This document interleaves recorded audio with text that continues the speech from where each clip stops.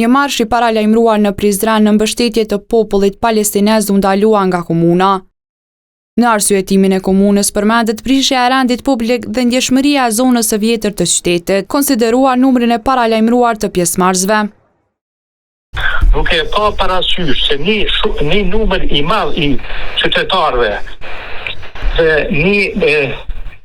dhe forma e organizimit të kësaj proteste, drejtoria e shërbimeve publike ka menduar që nuk është në rregull të lejohet një marsh I tillë ku do të prishet qetësia publike e qytetarëve të Prizrenit.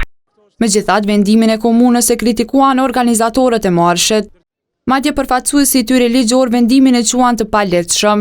Duhet të qëndrojmë në këtë vendim, se vendimi është I paligjshëm kundër ligjor dhe është marrë nga aktorë që nuk I takon të marrin këtë gjë të tillë dhe është përmbajtja e cila është edhe më skandaloze sepse të na refuzohet një gjë e tillë. Domthonë ku e bazon një çfarë fakti dhe provash. Në anën tjetër, edhe policia dha sqarime për atë vend duke përmendur edhe fundjavën e festës së Pashkëve dhe punimeve që po kryen në një pjesë të qytetit.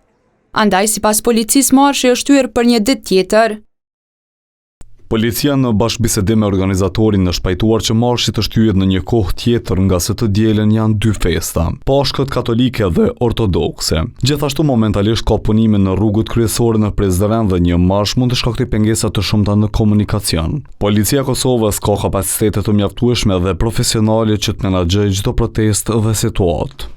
E qytetarët kanë mendime të ndryshme sa I përket marshit. Në kohën kur Kosova ka përjetu masakrën në vitin 1998, nuk kam të dëgjuar që ndonjë palestinez është qu për protesta për qytetarët e Kosovës, për atë them se është mendim edhe vendim shumë I mirë. Çdo qytetar, çdo protestë që bëhet në Kosovë, këtë botën, lajmërohen 48 orë ose 24 orë përpara. Protesta I ka ato njerëz të vetë që kontrollojnë, nëse ka protesta demokratike, policia do të më kanë në mbështetjen e saj, do të më lejojë ato. Marshi ishte paralajmëruar të mbajë me 20 prill.